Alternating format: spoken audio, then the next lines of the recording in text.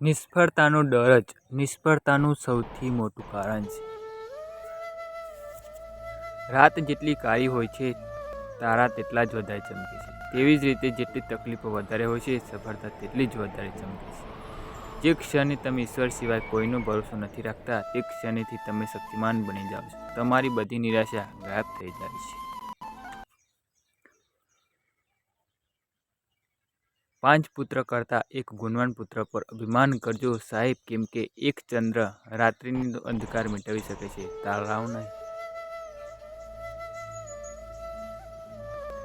પ્રયત્ન જ એવા જનૂનથી કરો કે કદાચ હારી પણ જાઓ ત્યારે જીત ખુદ આવીને કહે કે માફ કરજે, મજબૂરી હતી.